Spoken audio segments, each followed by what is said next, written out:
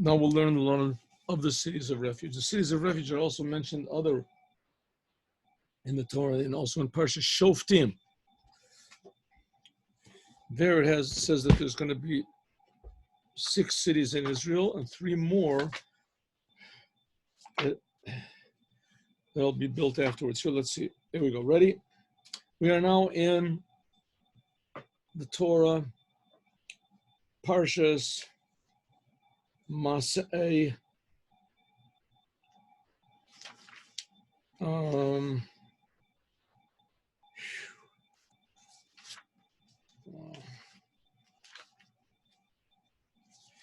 Sorry, chapter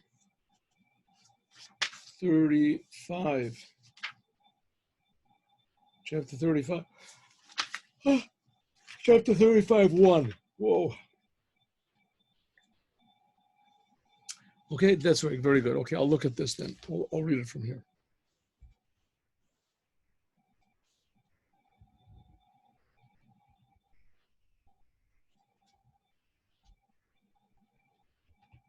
Doesn't get, there we go. There we go. Okay. Cities of refuge. All right, now I'll tell you right off there's 3 cities of refuge on the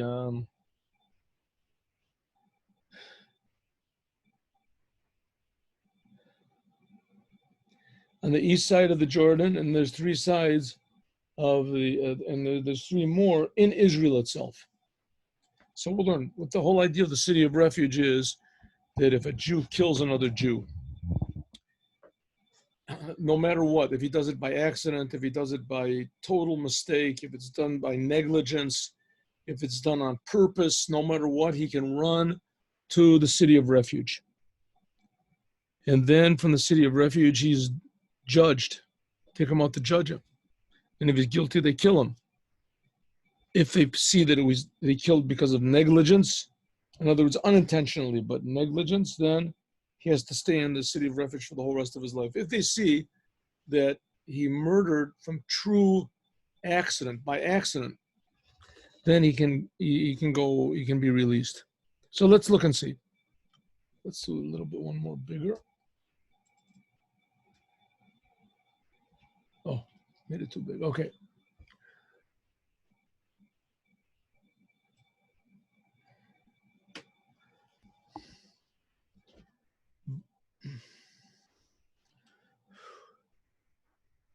Sorry, there we go. Okay. God spoke to Moshe Barvos Moab on the other side of Moab. In Arvos Moab, it's a place, Al Yerden Yerecho, and Jordan Yerecho, right going over into Yerecho. And there's the entrance before they went to the land of Israel. Moshe died before, so it has to be before. Tzavas b'nei Israel v'nasnu l'Levim. Command the Jewish people, you have to get to the Levites, Minachal achozas arim l'shavas, migrash la'arim b'sivavam tiyeh l'leviim. They have to have, now the Levites here are going to get 48 cities. I don't remember, I think that if I said yesterday 42 cities, it's not, it's 48 cities. And these 48 cities also become cities of refuge.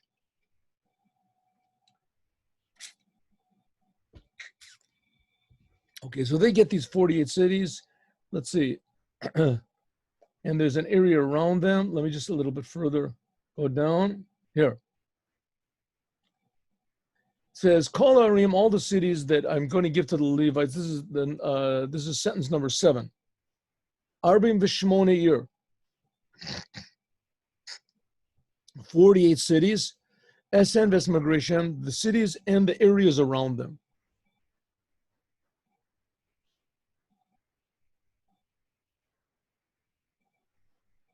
What happened? Go back. Please go a little bit lower. Scroll down, please. You have control of it. You have control. Oh, I do really. Oh, I see. Okay, so it's my fault. My how do you say? Oh, here it goes.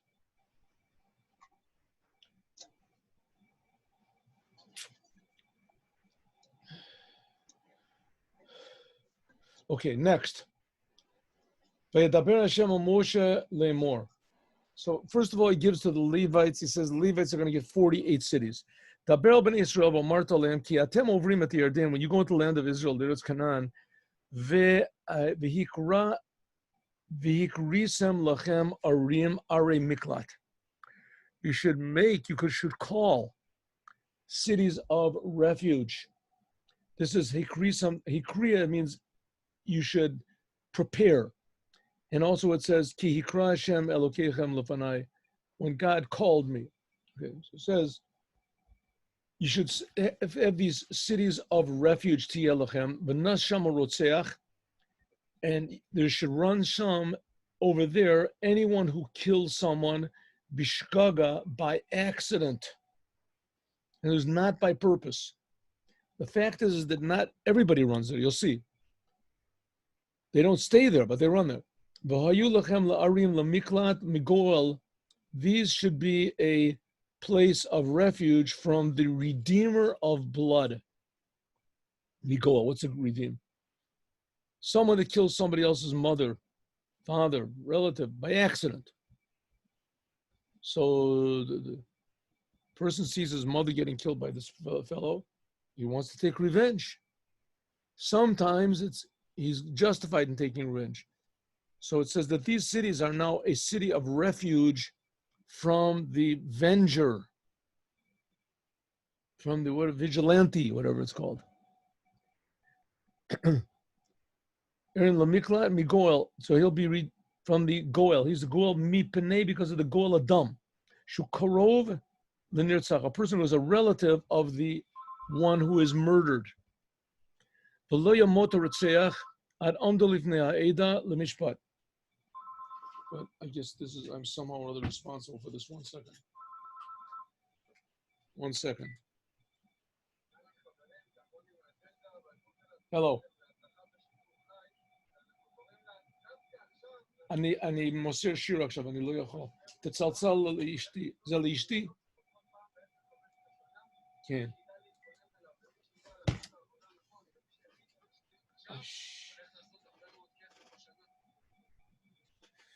Okay, sorry. Should have just let it ring. Okay, here we go.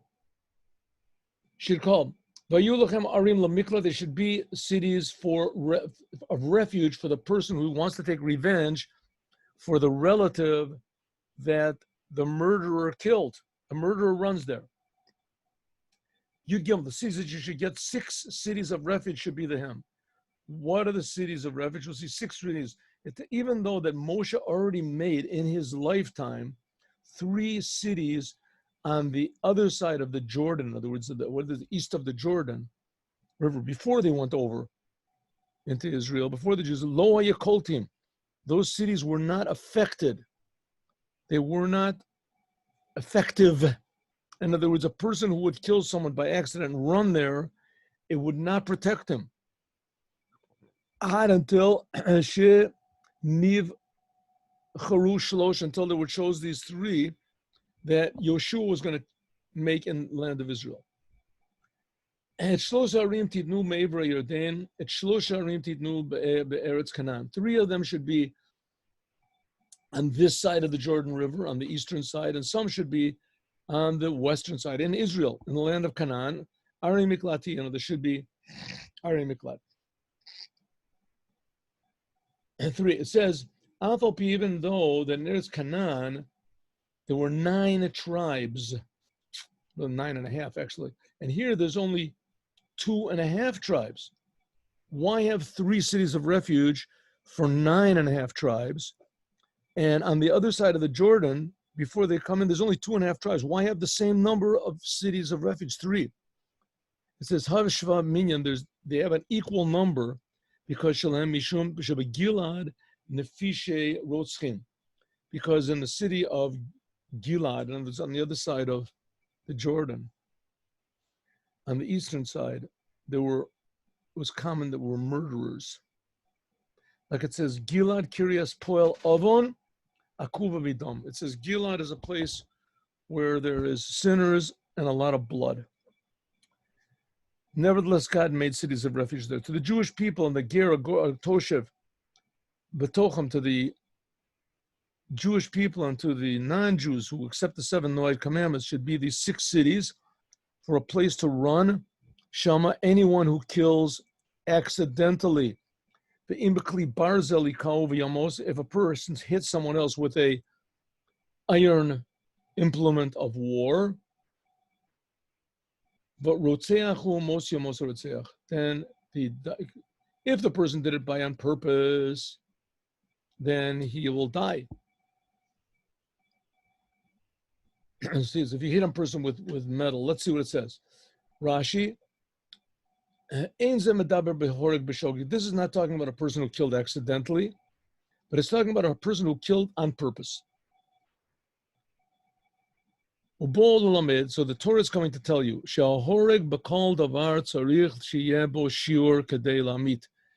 to tell you that a person who kills, in order to determine if he did it on purpose or not, it's how sinister was the instrument. If it were the instrument that he used to hit this other person was big enough to kill someone, then it's a good sign it was on purpose. Shenemar, like it says, Bekulam, Asher Yamut Bo. In Targuminu it says, Vehi ke masat diamut be. It should be like the amount to kill. That's talking about any other type of instrument except for iron. Iron will kill in any, no matter how big it is. We'll learn when we learn the laws of healing on Shabbos. We'll learn that a wound from iron is always dangerous. It's life-threatening. Shagoliv Yadu, it's known in front of God, Shabarzel, that iron, memis bakalshu, will kill even a little bit. Afilu machat, even a needle. Therefore, Lonadnu Torah, therefore the Torah did not give any measure, for a measure for an iron. So it says, Imbakli barzelikao, right? It says if he hit with a vessel of iron, how big? It doesn't make any difference. If it's a vessel of iron, he had intent to kill. Maybe this sentence is talking about someone who killed accidentally, or he killed intentionally, but he didn't think it was forbidden. Harehu Omer Lamatas is below, Bechal Evan Asher Yamut Bo below Ra'ot. It says if it's a stone or any other instrument, it has to be big enough to kill. Lamad ala Moreim Lamaila says this learns on what was said before, that this must be speaking about someone who kills on purpose. Here we'll see. There's a sentence talking about by accident. The im be'evan yad asher yamut bo, if it was with a stone, v'yamot rotzeach, if the stone was big enough to kill someone, then the murderer is assumed to be guilty and he will die. What does it mean he will die? That the Redeemer can come and kill him. Strange law, but that's the law. Evan yad sheyesh bo malayad. It's the size of a hand. A yamut bo sheyesh bo shir. It has the amount to kill. It has a lethal amount. Kitar the taragomol lefishin emer, because it says v'hika ish et reu be'evan. Like it says, if a person hits another person with a stone, v'lo lo shir, there is no measurement. You might think a little bit. Therefore, it says asher yamut bo. It has to be enough to kill. So if someone smote someone with a piece of iron, it doesn't make any difference how big it is. Then he is assumed to have done it on purpose with intent to kill. If someone smote someone else with a rock, then it depends if the rock was big enough to kill or not. That would determine. Or bekli eitz yad, or with a piece of wood, a club or something. He called him who died. Then if it's big enough to kill, then rotzeahu yamut kol. Like it said before, if it is big enough. Okay, let's go. Who's going to kill him? Okay, it can't be that he's killed in court, because in court, it's very, very difficult to kill someone. The person has to have a proper warning, and he has to kill or do whatever sin he does immediately after the warning, and there has to be two witnesses that he was warned properly and that he didn't wait and he was willfully did the sin. This refers to any sin. Well, any sin is punishable by death or by flogging. There has to be witnesses, there has to be... But here we have a little bit of an exception. Here there's a law called the Goel Adam. Goel Adam hu yamit et harotzeach bepigo bo hu yamitenu. The avenger of the blood, he will afilu betoch ari miklat. If the person was really a murderer, he did it on purpose, then he can run to the city of refuge, but he is not safe there. If they found that the murderer murdered intentionally, or there was sufficient indication that he murdered intentionally, either he smote the other person with a piece of iron and killed him, or he hit him with a big enough stone or with a club, and it was enough to kill, then he is free game for the relatives of the dead person. They can come and kill him. They can even come and kill him in the city of refuge. City of refuge only protects basically innocent people. And those people that either they killed because of negligence or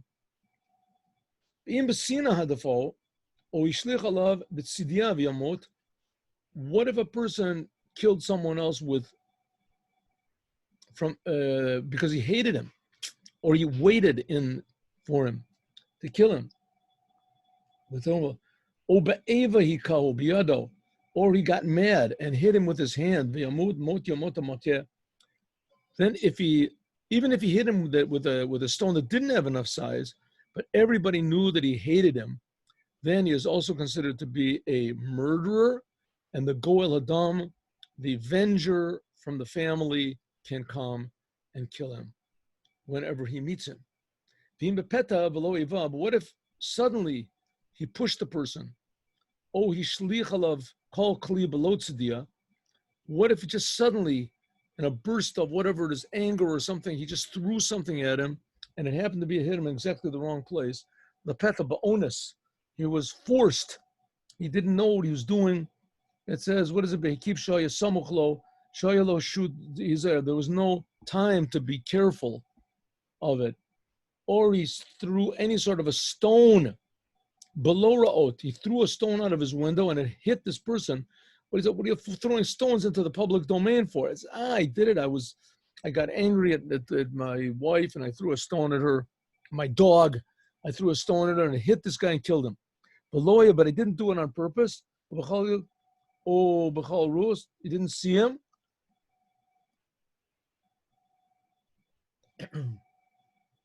Didn't see him? Or here's another one. He's coming down a ladder and he wasn't careful. And he fell off the ladder and killed somebody. So here the family has this, you killed my Uncle Joe. You killed my brother. He fell down the ladder. So this would be a good enough reason for somebody to get mad and kill the murderer. Well, you can't do it. So then he runs to the city of refuge. In the city of refuge, there's guards all around. And he is screaming, let me at him. I'm going to get him. And the guards say, you have to wait until the judgment. It says, then they judge him, whether he is between the perpetrator and the avenger on these matters, and they decided to save him. Miad Goel Adam, they save him from the hands of the avenger. Yeshiva Ohr Tmimim, the miklat that he ran there, and he stays there ad mot Kohen Gadol, until the Kohen Gadol dies. Asher Mashachoto b'Shem HaKodesh, the Kohen Gadol that was saved. Okay, it says in the Mishnayos, you look on the Mishnayos, and it talks about, what is it in Makos, right? And over there it talks about how that people used to, the parents of the Kohen Gadol, mother and father, his wife also, I guess, I think just his parents, they used to go to these people that were in the city of refuge, and they would give them all sorts of presents and nice things like that, so they wouldn't pray that their son, the Kohen Gadol, would die. Because when the Kohen Gadol died, these people would go free. So they would pray. So they tried to, so he shows, first of all, the prayers do work. That's number one. Number two, let's just a little bit further over here. But if the murderer, the innocent murderer, we're talking about the innocent murderer.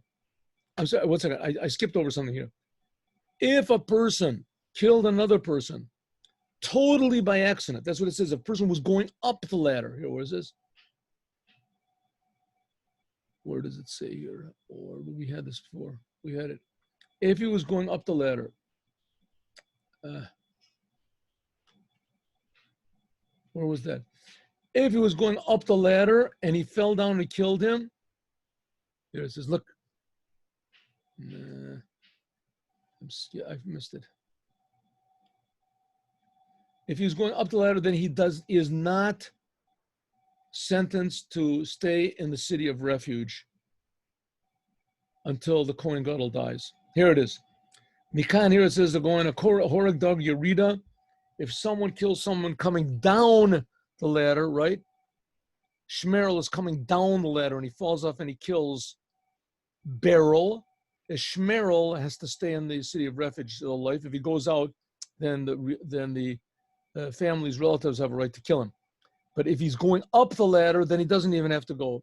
The judge tells him, listen, family, it was a total accident. This is an act of God.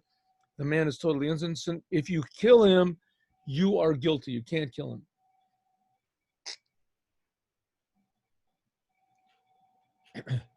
Just a little bit more here.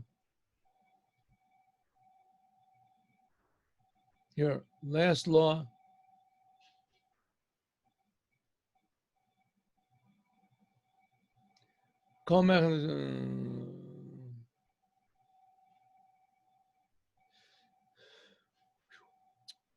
Below tichu kofar, it's telling the judges, don't take kofar lenefetz rotzeach. The judges should not accept a bribe. Ashu rasha lamut kimot yamot. You shouldn't lo yipater mamon. If someone kills somebody else, you can't say, right? The murderer will say, listen, I already killed this fellow. He's already dead. Why kill me? Who's going to benefit from this? I'll give you a couple $1 million here. Give this to charity. Give this to your synagogues. And let me go. You're going to be killing people all the time. I regret that I killed this person. So don't do that. Don't do it. If you want money for your institutions, God will give it to you. Don't worry. But don't take it from this man. And don't take money from the one who ran to the city of refuge, the shuv l'shevet ba'oretz. They should go back home. That he should go behind before the Kohen Gadol dies. Don't do it. Okay, if you look, the Rambam brings also, we just finished learning, but it's from Shoftim. This is from the book of Deuteronomy. It says that when the Mashiach comes, then we're going to add 3 more cities to the cities of refuge. Well, the cities here, let's see, maybe I can find the sentence over here. Let's see if I can find the sentence. Yeah, here it is. It's in Shoftim. It's in Deuteronomy 19:8. So it says you should make 6 cities of refuge, and it says ve'im yarchiv Hashem elokechet gevulcha, and if God widens your borders, kasher nishba la'avotecha, like he swore to your forefathers. What's this talking about? God promised Abraham 10 lands, and he only gave the Jews 7. And Mashiach is going to bring the other 3 lands. It says, when God gives you these other 3 lands, like he swore to your forefathers, and he gave you the whole land that God promised. In other words, the days of the Mashiach, all of Jordan is going to be a part of Israel and a big part of Iraq and Iran. There's maps. If you can do all the commandments that I command you, and you love God and you walk in his ways, then God's going to give you the big prize. And what is the big prize? He's going to add 3 more cities of refuge to the 3 that already exist in the land of Israel. V'lo yishpok dam naki, so that there won't be any innocent blood spilled in our land. In other words, someone who kills someone by accident, the family will want to take revenge. Don't do it. Asher Hashem Elokecha nosein loch nachala. And he explains more about, okay, the question obviously is a question, what type of a prize is that? I mean, when Mashiach is going to come, it says there's not going to be any more murder. There won't be any more crime. People won't do any sins. And even says over here, when you love God and you do all of his commandments, then God's going to give you this big prize, and he's going to give 3 more cities of refuge, like 3 more prisons, right? State-of-the-art prisons are going to be given to you. Who wants a prize like that? You know, who wants that? That's going to be the prize. So there's different answers. It's obvious questions. So there's different answers. One of the answers is that these other cities are going to be for people who murdered before Mashiach came. Another answer is that the whole definition of murder is going to be so much more refined then. Because the whole purpose of the cities of refuge are that a person should learn to improve himself. Right? The Rebbe made a big speech about that, how there's really no punishment, official punishment in the Torah of imprisoning someone. But sometimes if they didn't know what to do, they would put a person in prison, or if a person was like incorrigible, they would put him in prison until he died. But that was rare. There is such an actual punishment of prison. If already there is a punishment of prison, it should be in order to improve the prisoners, improve them. So that's what the other 3 cities of refuge are going to be, in order to bring people to new levels of improvement, not necessarily because they murdered actually physically, but because they did not live up to their own potential. That's also a certain type of murder. In any case, it's very interesting, but the Rambam, Maimonides, he brings this sentence I just read to you from Shoftim as a proof from the Torah, that according to the Torah, that Mashiach must come. Mashiach is not just a nice idea and just a idea from the Midrash or some sort of mythical Judaism. It's an actual physical law. It says in the Torah that it's going to happen. So it's going to happen. All right. We learned about the 3 cities of refuge. By the way, as we're talking about the Torah, this week in Shabbos is